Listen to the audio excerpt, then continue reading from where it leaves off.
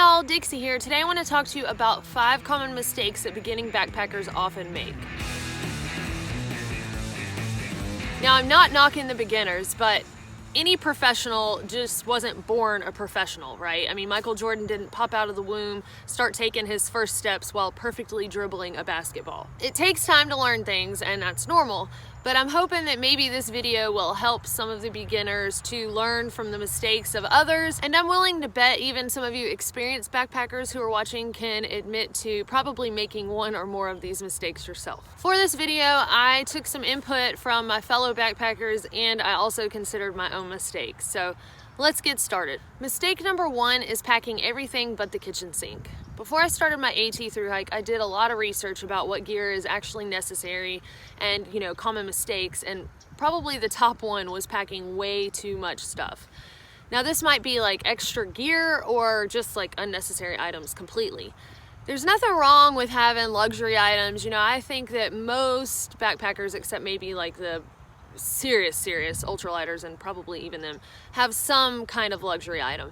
But taking things like a hatchet, an axe, extra boots, several changes of clothes, like not just like a cold and warm outfit, but like literally almost a change of clothes for 7 days or something, or a family photo album. Those things are a little excessive, but they are things that people have done. Maybe some things that seem like you might need them but are still a little excessive are like extra batteries, and I'm not talking about like one set of extra batteries, but like several. Also extra headlamps, things like that. Those are all things that you can get by if something happens to you for a few days. Even on a thru hike, on the AT and the PCT, you're not going to be out in the wilderness for probably more than 7 days at most. I mean, there might be a section that'll be a little bit longer, but most of the time though, you're looking at like 3 to 7 days. Some people take extra filters, in case theirs fails. And again, while it sounds like it makes sense, if you're cooking,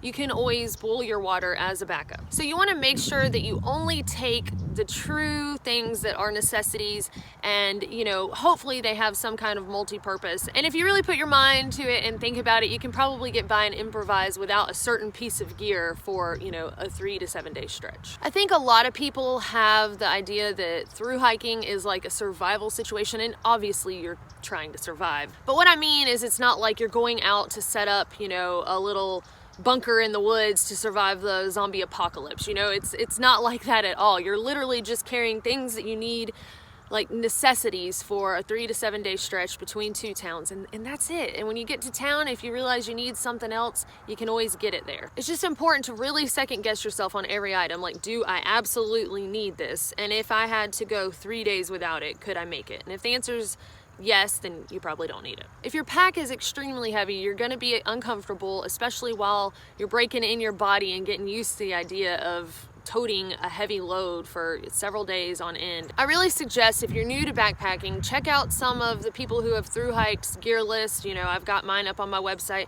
and just look through, and if you have an item that's not on their list, I mean, of course every person is different, but I'm just saying, it's a good benchmark at least to look at somebody else who has successfully done what you're aiming to do in the backpacking world. Mistake number 2 is foot abuse due to improper footwear. Yes, while you're backpacking, and especially while thru hiking, you are going to be abusing your feet. So you definitely don't need to pour salt in the wounds by wearing the improper footwear. And what I mean by that is shoes that don't fit properly or that don't work well with your feet. And you're like, well, how do I know if it's gonna work properly, if it works well with my feet? The best thing that you can do is, try them out before you get out on a backpacking trip. But still, you're not going to have all the same conditions, of course, in the normal world that you will out on the trail. So you want to make sure that the shoe is big enough, because your feet are going to swell, and when you're walking downhill, you don't want the shoe so tight that your toes are hitting the front of your shoes, unless you don't like keeping your toenails around. The 2 tests that I recommend doing is the thumb test, so just making sure that when you put your thumb down in front of your big toe, that you have at least a thumb space between the tip of your big toe and the front of your shoe. Then also, I recommend when you tie your shoe up, tap your toe on the ground, and if your foot is hitting the front of your shoe, it's probably going to do that while you're descending mountains, and you're probably going to lose toenails and not feel good while hiking. Also, for those of you who think that you absolutely need to have boots while through hiking or section hiking, you don't. I mean, I can't say that you don't, but a lot of people don't need big, sturdy, bulky, clunky boots to successfully backpack. I thought that I needed ankle support when I started the AT, so I started with boots because I thought that's what you do when you go hiking. You wear hiking boots, right?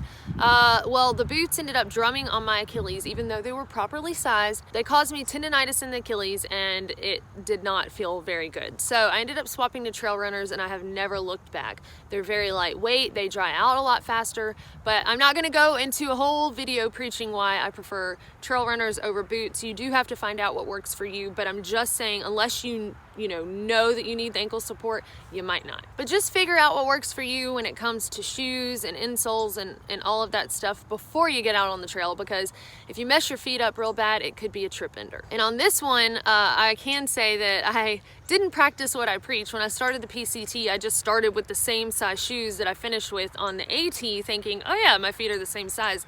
Well, I didn't do the toe test, and I didn't do the thumb width test, and I ended up having to swap shoes while on the PCT and go up a size, and I did lose both of my big toenails. So take my advice and just make sure your shoes are big enough. Mistake number 3 is overly ambitious mileage plan. All right, so you're starting your through hike and you hear that everybody who starts out goes 15 to 20 miles their first day, and you're like, I can't let anyone think that I'm weak, so I am gonna go 15 to 20 miles if it kills me.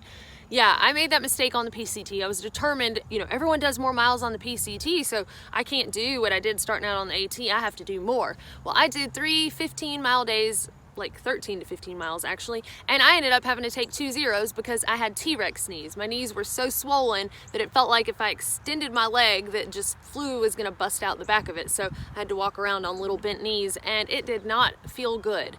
And I already knew not to make this mistake because I had read about it, and I had, known from the AT that it takes a while for your body to get acclimated to backpacking. So, you just have to take it slow. You have to listen to your body. When your body's tired, you stop. When something hurts, you take a break, So luckily I was smart enough to not continue to push myself and ruin my PCT through hike.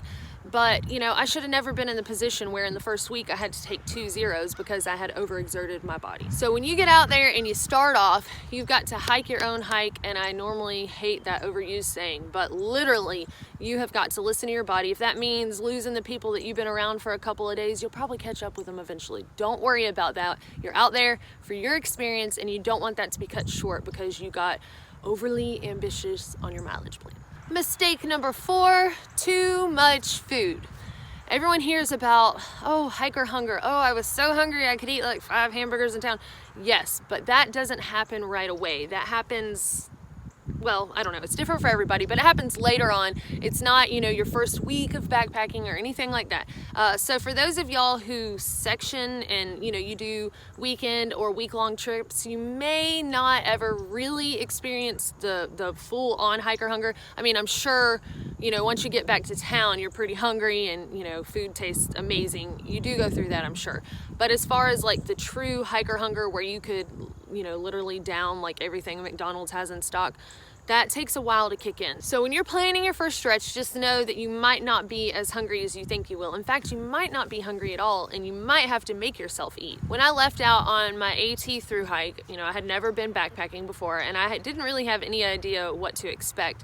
So I packed, what I thought I would need if I was hungry for 6 days, which I'm not exactly sure why I packed 6 days of food for less than 40 miles, but that doesn't matter. I just didn't want to be out in the woods and hungry. Turns out I wasn't really hungry at all when I first started, and I had a lot of extra weight in food. I'm just saying you might not need, as much as you think you would if you were like starving while you're out there. They do recommend that you have about 2 pounds per day of food.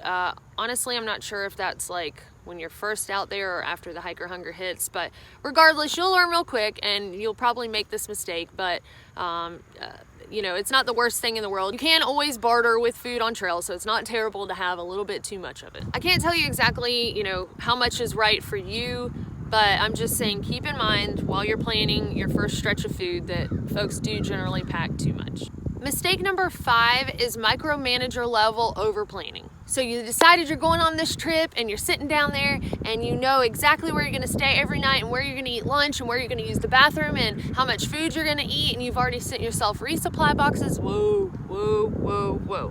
One of the greatest things about a backpacking trip is just allowing yourself the freedom to do what you want when you feel like doing it. Sure, if you're going on a section hike and it's only for a weekend, then you need to get from point A to point B over that weekend, and yeah, you might estimate a certain mileage per day in your mind. And for a through hike, you know that you need to get from Mexico to Canada or Georgia to Maine or whatever in a certain amount of time. However, just allow yourself the freedom to do what you want and to eat what you want and enjoy yourself along the way. I know people who have started their through hike and they already have tickets for their flight home once they finish. And so the whole time they're going on their trip, they've got this date in their mind, like I must be on plane on this date. And it's like, why do that to yourself? Even if you know that you have to be done at a certain time and you've got a wedding or whatever, you might end up finishing a week before that with some of the best friends you will have for the rest of your life that you made while you're on trail, and they just happen to be road tripping the way you're going to go, and you could have had the best road tripping experience with a week as a grand finale to your through hike. Instead, you're going to be sitting there waiting in town for a week, at a campground or at a hotel for a flight that you planned 6 months ago, when you don't even know who that person is 6 months ago that planned that flight for you. Because you will have changed so much, and what you thought you wanted for the end of your journey might not be what you want anymore. Backpacking is not a job. It does not have to be a wake up at 7 a.m. or 5 a.m. or whatever and go to bed before the sun sets or as it's setting. It can be whatever you want it to be. So if you really do enjoy a set schedule, then that's fine. But I challenge you to try to just go with the flow. I challenge you to say yes and take side adventures and to let it be what it becomes. Because when else in life are you allowed that freedom? So don't rob it from yourself as soon as you get it. When it comes to planning for food, a lot of folks, want to send themselves packages the whole way and already have their food sitting there at a post office in the towns they've decided they're gonna stop in along the way. But that's robbing yourself the luxury of deciding what you want to eat. Let me ask you, do you know what you want to eat for dinner 3 weeks and 2 nights from now? Probably not. I don't even know what I want to eat for dinner like 3 days from now yet. So just don't limit yourself. Sure, if you have some type of dietary restriction, where you have to do that, then I understand. But otherwise, you might not make it to town before the post office closes on Friday, and now you're stuck there till Monday. So just allow yourself the experience of freedom during your backpacking trip, because you have made it happen, you've earned it, and you have taken the opportunity to experience it. So just enjoy it. Those are probably the 5 most common mistakes made by beginning backpackers, but there are certainly plenty that can be made. And I think the important thing to remember is that the way that you learn is by getting out there and making mistakes. And I would much rather folks be getting out there and making mistakes and laughing at themselves than to be sitting on the couch, not experiencing nature at all. If you've made one of the 5 mistakes that I mentioned today, or any mistake during your beginning stages of backpacking, please feel free to share that in the comments below, because I think we can all learn from each other here, and I want this channel to be a place where we can share knowledge and experience and things like that. Remember, if you like this channel and you want to support the work I do here, the easiest way to do so at no additional cost to you is to go to dixieaz.com before doing your Amazon shopping. It goes through my affiliate link, doesn't cost you anything extra, and helps support what I do. And with that, we will see y'all next time.